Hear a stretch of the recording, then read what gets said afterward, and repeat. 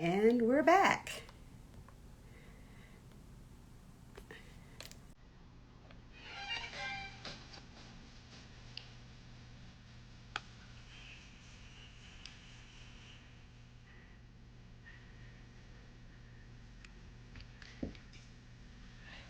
Hello, Book Bliss. We're back. Hey, Kay. Hi, everyone. Hey, Raymond. Raymond, you are always on time. I had to stop drinking the wine so I could have the conversation. Hey, Kyla. Hey, Jen. How are y'all? Thank y'all for coming back. Hello, Nia. Okay, you know how we do it. If you are winding down with anything, please put it in the comments. Hello, Crystal. Hello, hello. Is that Natalie Sylvester? Hello. Okay, y'all, this is going to be fun. Hello, Literary Swag Book Club.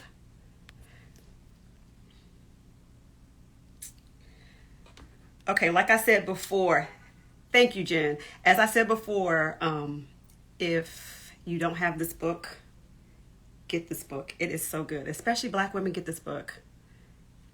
Black Women Will Save the World. It is so good. I read the book and I also listened to the audio, which April narrates. So make sure you get the book. There is a link at the bottom down there if you want to support the Response book shop. You can purchase it there. I don't see anything in the comments. Neil, what are you winding down with? Oh, there's April. You guys ready? Let me send her a request.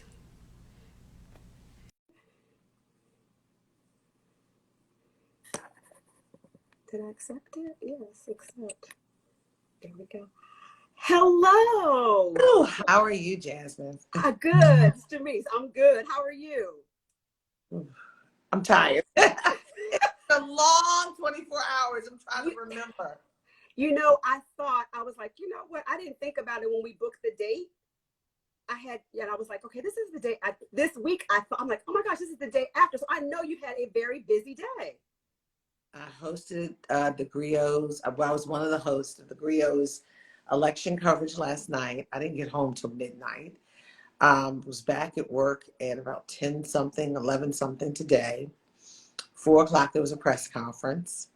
Went back to the office for a minute and I just got home. And I know and I that still have traffic. Traffic. And Yeah. I still have to write several stories. I did an interview with Wes Moore. Oh my goodness. Third black I'm governor. so excited for him. I was so happy to go and cast my ballot for him. I was so excited for him. Yeah. I did want to interview with him today, and then I have got to go through everything that I asked the president that he responded to for my story for the Griot. So I have 2 big stories to write for the Griot. Wow. I mean, first of all, let me just say, I cannot thank you enough for joining me. I have been a fan and admirer for years, like years. I remember when I first saw your face in that press room, and it, like, literally to see yourself there is amazing. So we're not gonna keep you long because I know you've had a long day, but I wanted to. But I wanted to get to you because I was like, oh my gosh. I said, I'll be driving at 7 o'clock, but I said I had to get here. So everyone, thank you for coming back. Tell everybody else to come on now because we're going to. Yes, come on now because we're going to talk about this amazing book. Amazing book. Mm-hmm. I read it and then I listened to the audio, and you did a fantastic job on the audiobook. I love the audiobook. Really? Well, yes. I've never done an audiobook, and I was so scared. I was like, it's like a lot of my radio came out. I was like, Yes, it's very engaging. I'm audiobook most of the time, so it's very engaging. So some people should not read their books, but you did a fantastic job.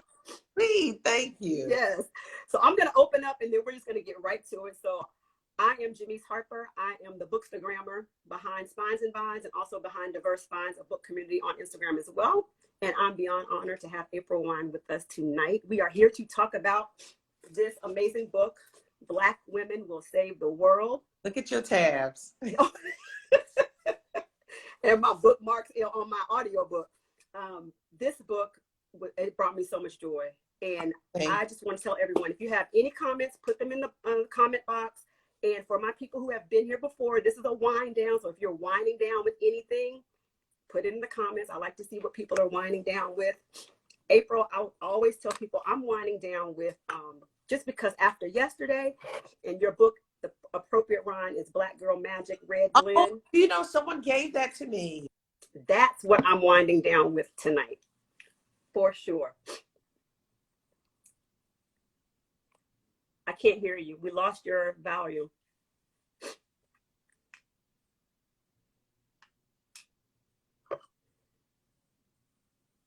Okay.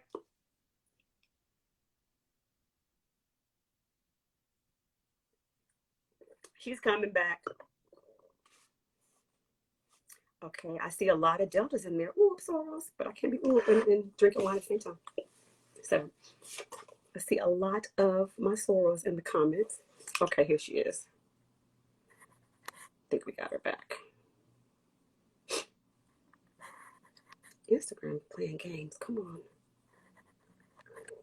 Yeah, I love the fact that my sorors are here too. Thank you, sorors. I know. I said, I put the wine down before I ooh, but yes, I had to say hello to all of our sorors in the building. Yes. Thank you for being here. And so I just want to talk a little about, I mean, your career has been amazing. I mean, the first. Murray.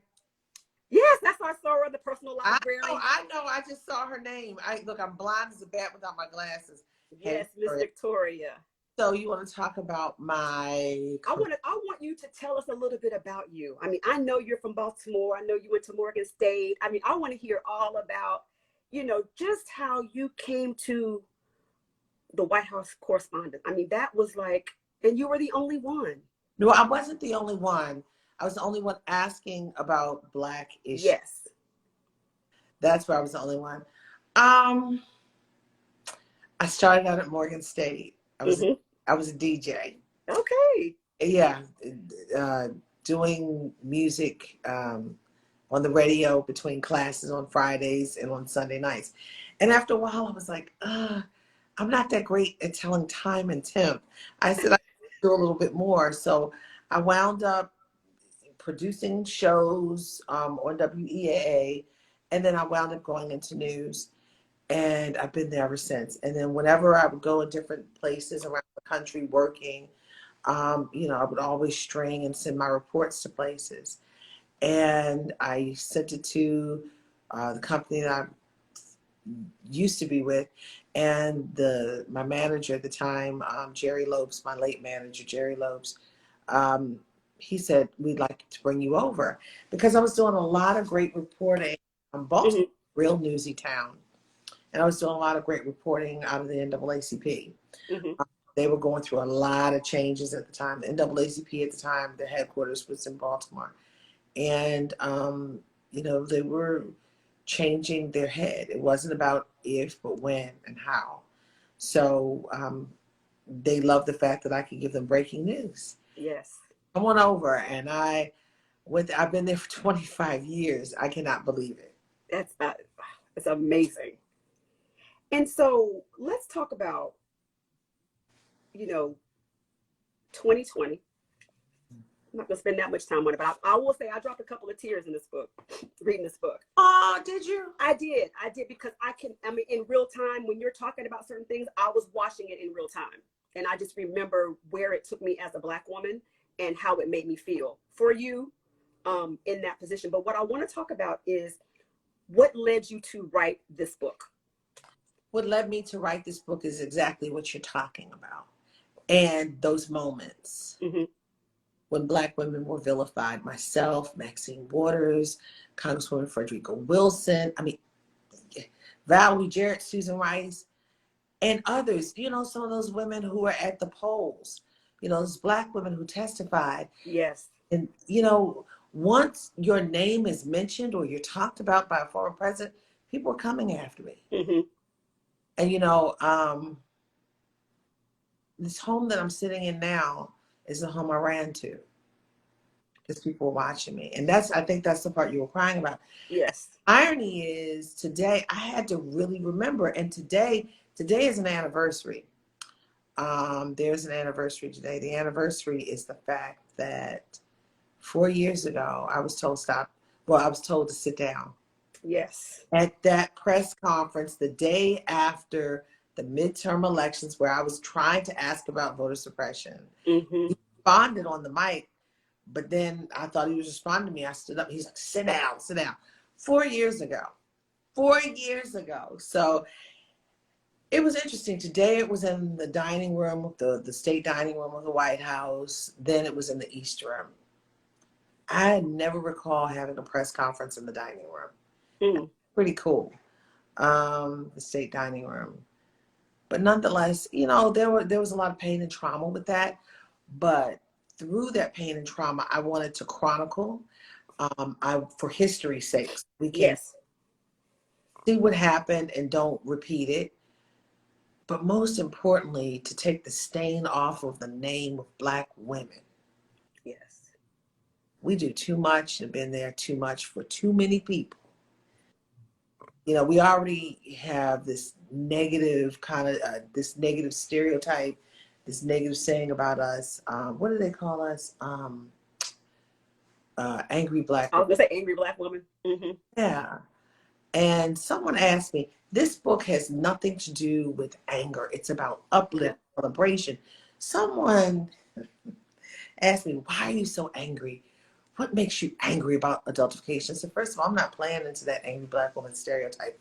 Let's start there. Yes. And then I said, what you're reading is a strong concern about my young Black girls who are our future. Mm-hmm. Because right now, Black women are a community that goes to school at higher rates than our male counterparts, our Black male counterparts.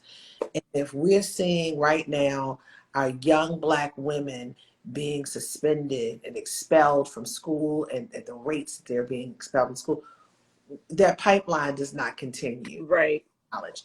So I say all that to say, I don't like being labeled. You're not going to label me. I am the first person that will tell you, write your own story. Tell your story. Don't let anybody write your story for you. Yeah.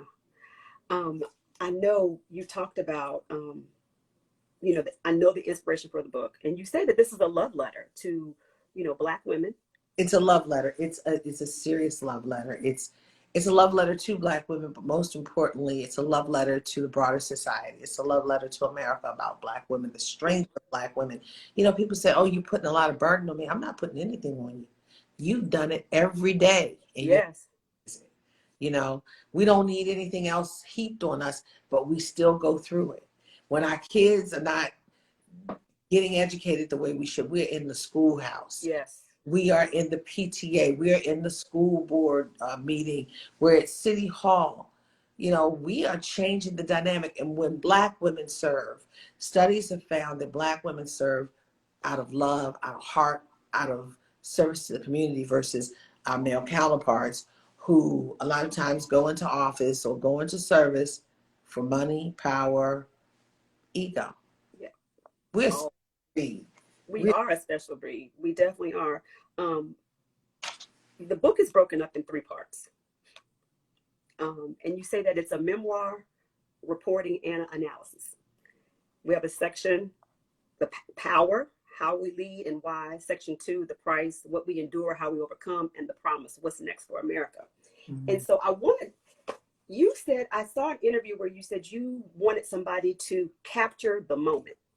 That's a powerful statement. Yeah. Because Black women are doing so many things. No one has captured this moment. Yeah. This moment, you cannot, we never expected it. And then here's the thing, the moment is here. No one is qualifying or quantifying it. And it's sad that I'm the one that's doing it. I'm happy that I'm doing it, But in 2022, with this rise, you would think everybody would be jumping from the rooftops because it's opening more doors for us to be everything we want to be. From, let me give you the 3Ks, and it's more than that. Yes, I have it in my notes, but I want you to go through Everyone, it. everyone loves the 3Ks. Kamala, Kareen, and Katanji. Uh-huh. And if you don't know who they are, Google them, please do. Yes. And it's more than that. It's Shalonda Young. It's our soror, our former Madam President, Secretary of Housing and Urban Development, Marsha Fudge. Marsha Fudge. Yes. You know, it's another soror, Ajwabi Asamoah, who is in HUD working on the civil rights component to break down the barriers so we can own homes, so we can have affordable housing, et cetera, et cetera. Mm-hmm. For Ajwabi Asamoah, our soror, she did the Crown Act. She pushed through with the Crown Act so we can show up authentically as ourselves. If we want to rock some braids, some knots, some dreads, so we can show up and not be penalized in the workplace. That's what a Black woman will do. Yes. Also, Susan Rice, who is domestic policy advisor. And let's talk about her mother. Her mother is considered the mother of the Pell Grant. How about, you know, Yeah. there's so many different facets that we don't know about these Black women, just all of us. And okay, we're talking about women who are in lofty purchase, but let's talk about women who are in the lofty perch in the home, who help our kids move further so they can be productive members of society and rise. We live so they can live. Right. So they can do. And you know, it's interesting because my 80-some-year-old aunt said to me, you know, you do your homework, but I was just trying to figure out how Black women saved the world. I said, I'm shocked because of you, of all people. You helped me out so I can do what I'm doing. Mm-hmm. And I said, you cannot discount that. The things that we think are small are so big. You know, Mm-hmm.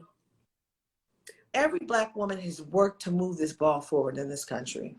Absolutely. And you mentioned another K in your book, Kismika. Kismikia Corbett. Yes. Kismikia Yes, ma'am. Dr. Kismikia Corbett, the lead researcher for Moderna, which was considered the #1 vaccine, a Black woman, one of us who's in STEM, created that. Yes. You know, and I'm gonna tell you, when we had, unfortunately, when I first got mine, we thought we were getting another one, but that was right when J&J, I shouldn't say that, when J&J came out. And everybody in line was like, oh, yay, because it was one and done. Right. So when I had a chance, I went and got Moderna. That's me too. I knew exactly what she was doing. It was considered #1. So, and right now you can mix and match, and that's a great thing. But she led that. It started with a protein on the screen, and now it's actualized, saving our lives. A Black woman did that. A Black woman. And you said, you know, we're not giving grace. That's on page. No, not. And so here's the thing. I'm not giving too much away because I really think this book is beneficial for everyone, but particularly Black women. I think everyone should read the book. So I don't want to give too much away, but there are things that you mentioned that just kind of stuck with me that we talk about all the time. And I do want to talk about what 2020 taught you, because you talk about the stress you went through, losing your hair. I did. I lost a lot of my hair. If you hold the back of that book up. Hold the back. That's my joy. That's my real hair. So I work with a Black woman doctor in Columbia, Maryland, Dr. Shoshana Kendrick, a dermatologist. And I told her, she's like, it's stress and you have something called CCA. But I have CCA. You need to call her. Okay. So we went, and her whole office is a bunch of women, and they just did a video, Who Run the World Girls. They were all in the hallway with flashlights dancing. That's, oh my gosh, amazing establishment. But stress also really expedited my loss. It's come back. So it's really come back in a major way. But I had to go through, it's not just about me losing my hair. I went through a lot. I've had the bomb squad at my house. I've had the FBI at my house. I had a Caesar Sayat bomb come to me. Mm-hmm. Those bombs those fake bombs that went to the Obamas and the Clintons and CNN, etc. I've been through a lot just for asking questions Right. of a community that's underserved. And as I was moving forward, my hair was like, girl, we can't take this. We gonna say goodbye. We're ending this journey. And it did. And you watched me on TV losing hair. It was like it was thinning. And I was like, I want to show up my authentic self. And I started rocking wigs. And I felt like I was an imposter. And then I said, no, I said, I said, this is protective.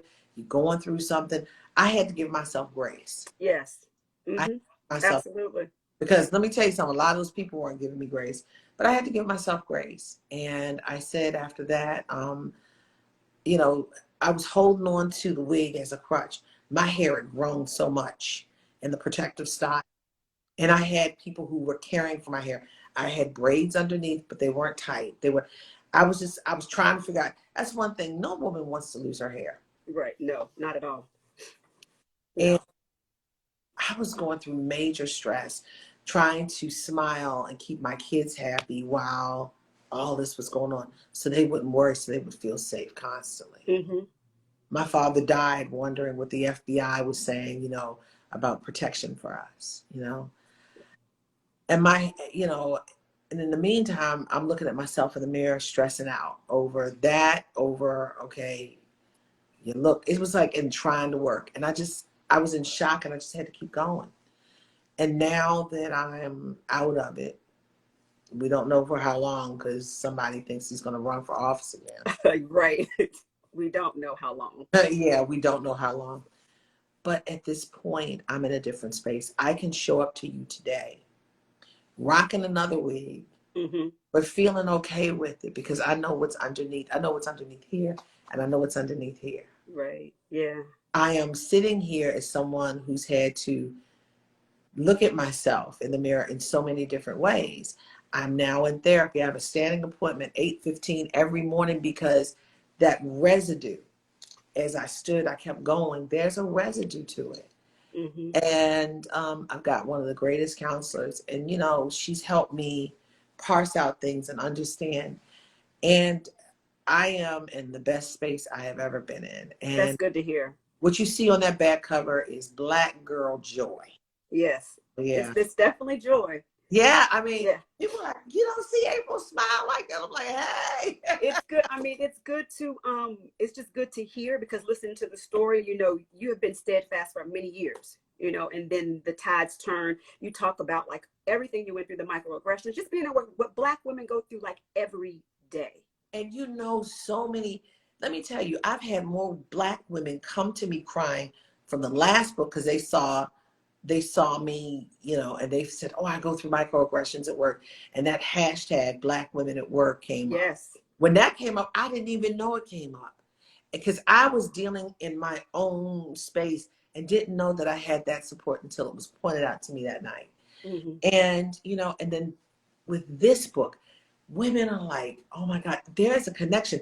And not only women, there are men who are out here like, oh wow, they are engaged because they want to know how they can support their Black women that they love. Yes. These Black men, I'm telling you, I go places, they're on the edge of their seats because they want to know the secret. There's no secret. Recognize our strength and our power. And once you do that, we love you even harder. Mm-hmm. So it's just been, and then our allies in other communities, it's been amazing how people want to understand the power, the steadfastness, the resilience, the overcoming in spite of Black women. Yes. Because of course, I am just honored that we are in this moment. Oh, someone asked. The audiobook is wherever audiobooks are sold. You can find it on Audible, Amazon, Scrib, Libro FM. It's wherever audiobooks are sold. Yeah, everybody's telling me they love it. I'm like, the audio, I love, and I'm a critic on the audiobooks. So that's what I do. 90% of my time is audio. So it's a great audiobook.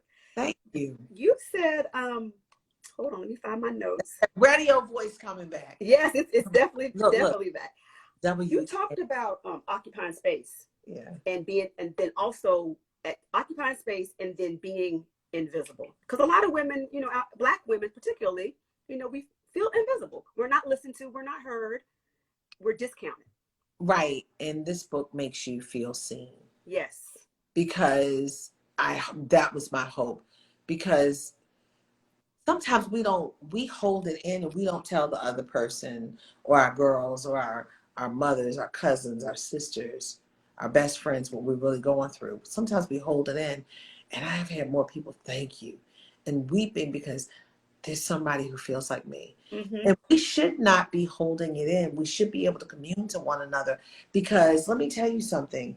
There is power in that sisterhood. There's power Yes. in sorority, honey. There is so much power in this sorority. And I'm talking about Delta Sigma Theta Sorority Incorporated. So anyway, but moving on. But there's all Yes. power when you rise to certain levels, or you're in certain spaces. A Black woman a lot of times can relate and help you through.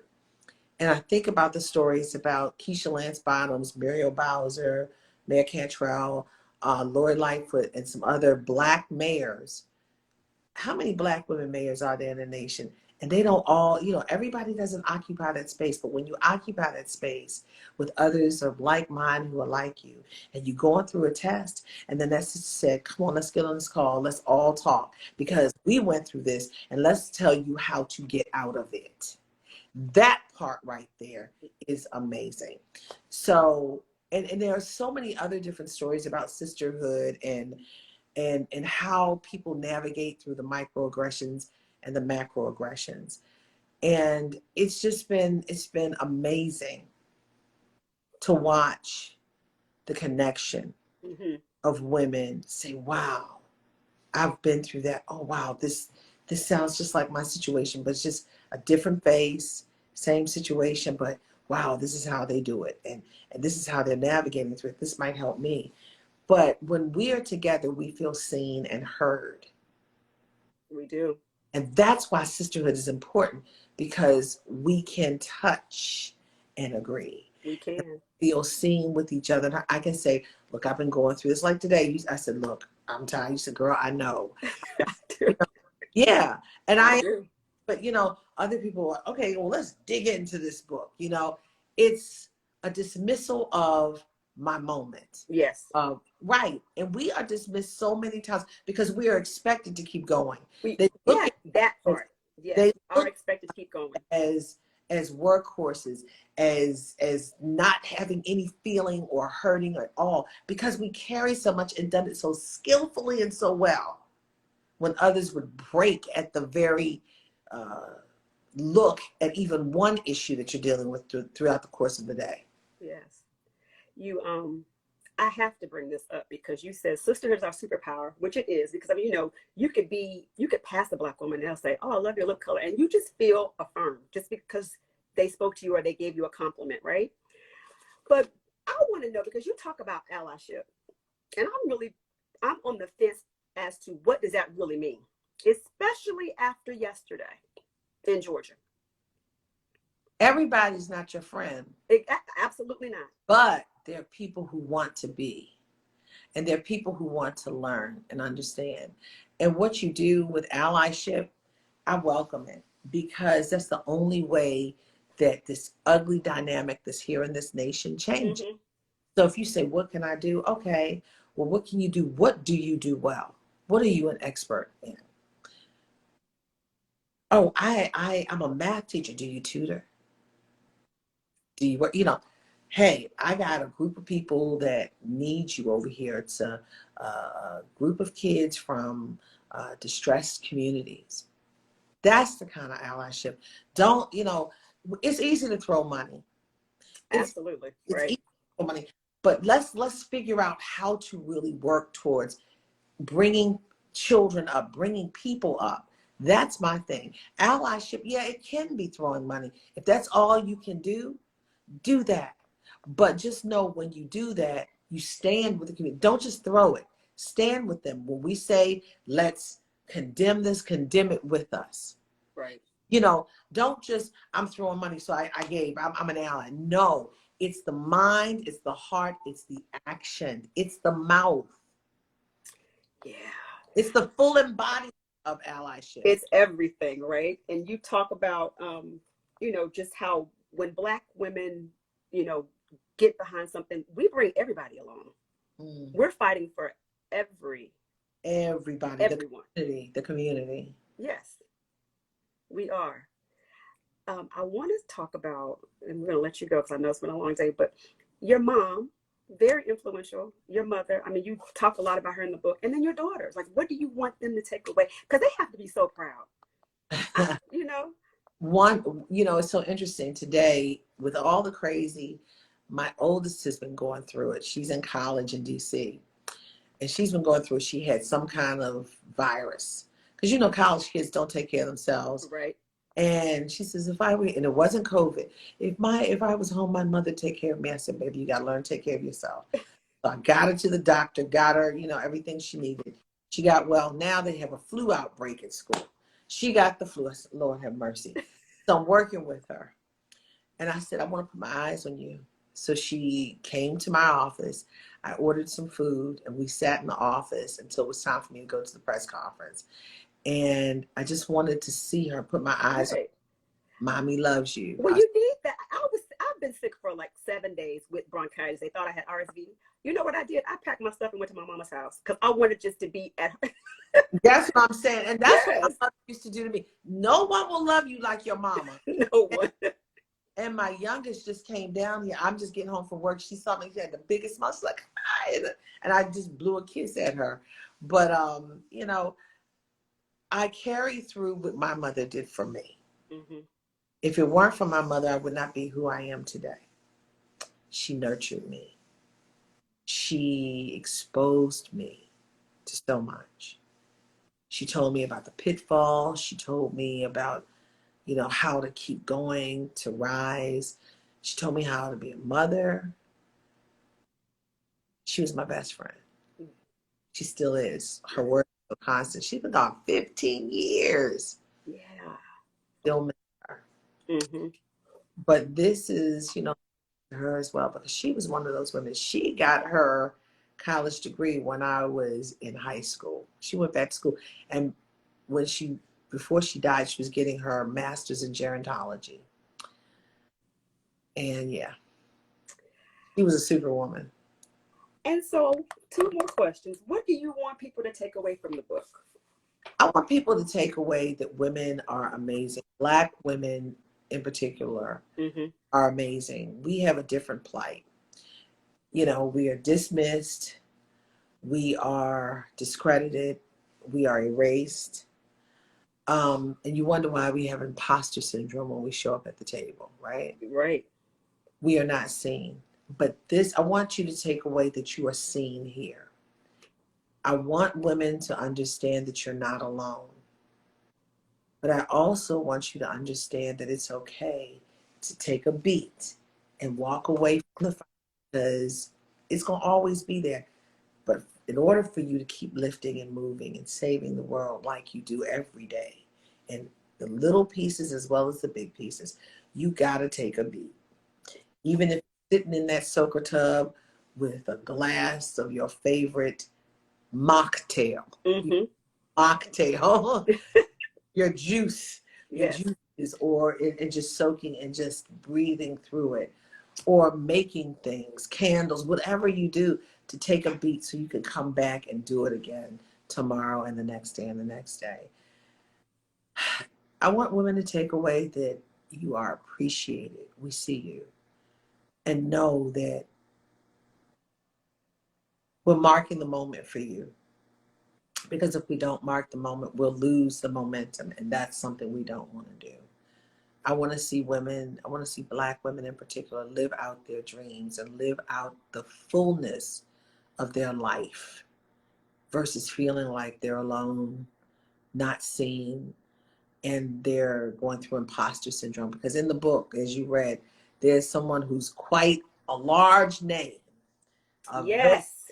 name, that still goes through imposter syndrome. And I'm so thankful that she showed up and everyone showed up the way they did and expressed personal things to let us know that we all go through it.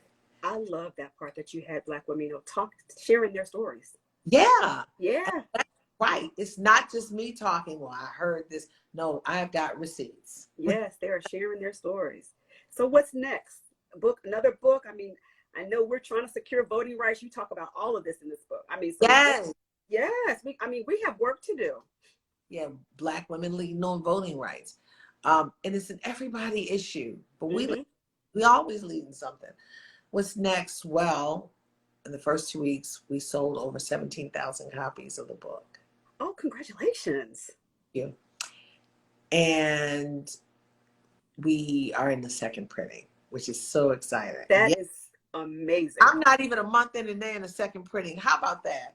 That is amazing. Y'all make sure People y'all get this are book. to this book.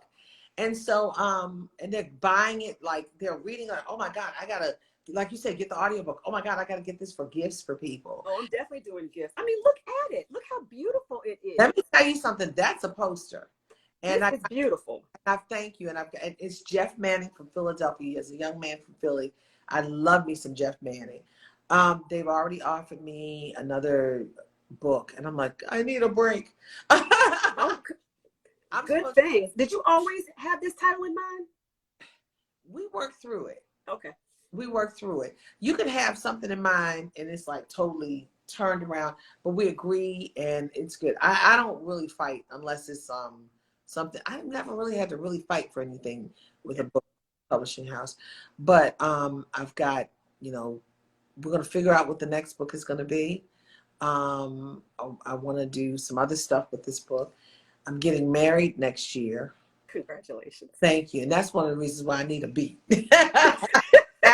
Because after all the whirlwind, I said, okay, because I told him, I said, because he wanted to get married. This, I said, give me a minute. Let me get the book out. So now it's next year. So I got to plan a wedding. Okay. So that's next for me. And, you know, just working at the Griot and just being happy. And we've got a company that we're doing ourselves too. So we pulled a team together. We got a great company. We got a candle company, believe it or not. Oh, okay. Everybody's got candles. But as we talk about my mother, it's an homage to her. Okay. I have to. I mean, I have one burn. I burn candles all day long, so I definitely. Let me say this, and it's essential on Instagram. It's on Instagram now. Jer underscore candles at Jer underscore candles. Okay. JE underscore candles. And when my mother was dying, I was the last one she told because we were so close.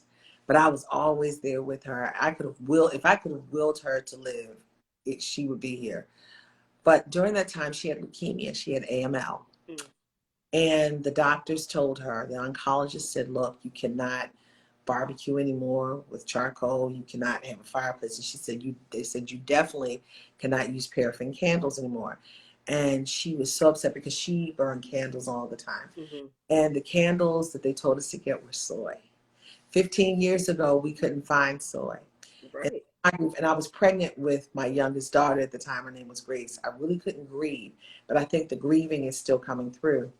So my fiance, if he were not a retired naval officer, if he had not gone into the service, he would have been a teacher. He would have been an art teacher.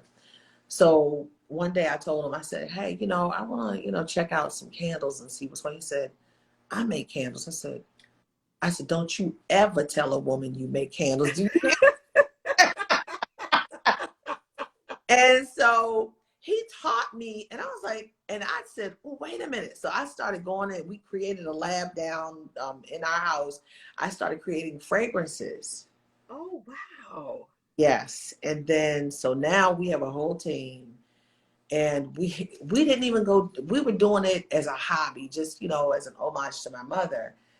And guess what? We wound up having 3 stores carrying our, it's crazy. Oh, my goodness. I know. We never went direct to customer. So we're now working on things to go direct to customer. We got a team. I'm like, oh, I can't wait. I am so ready for that. okay, it's Jer Candles. So I'm telling you, they are losing we're at Mahogany Books. Okay. Ramonda, that's my girl. I see her often. At National Harbor. Okay. We're in Charlottesville at Lynn Goldman Elements. Okay. And other people trying to, I'm like, oh my gosh. I said, so we're going to figure this out. So look, I can do, I'm every woman. You are every woman. That's why I was playing that song before you got on. That's like, you are every woman. And Yeah. you know what? Before we go, you're a member of your team, Miss Rachel. She's texting me, and then I look on her Instagram page, and we went to the same college. What? Yes. Tonight, I said, let me look at her page. I saw her name, and I said, did you go to your team? She's like, yeah. And I'm like, so did I. So yeah, it's a small world. She's been a blessing. She is so sweet. Yeah, she's a blessing. I so appreciate her. Yes. I love all the team at CSE. They're just wonderful. So I'm going to let you go. I know you've had a long day. You have stuff to do, but we so appreciate you. I mean, you guys give April her flowers in the comments. We appreciate you. We thank you for being steadfast, being a trailblazer, for loving us, and for, being out there on the front lines every single day. I mean, I can't thank you enough. I thank you. If you see, I'm still in my press conference attire. I'm still in my press conference attire. It's not because I want to be, but it's because I just got home and I wanted to make sure I was all right with you. Because I was getting ready to change. I said, I want to put on a sweatshirt dress. I said, no, let me show up. Oh, you could have. But I would listen, come as you are. I'm very thankful that you said yes. And I'm so happy to have you here. It's just been like the highlight of my whole month, literally my year. So thank you so much. Well, I'm glad that we made it work, and everybody get the book, please, and let what you think about it. It's a great gift. And write reviews, you guys, please. Yes. That's important. Yes. Yeah. So I appreciate you, my sister. You are everything. Thank you. Take care. I don't stay out late like this for everybody. It's late. It's late. Take care. Bye, everyone. Bye-bye.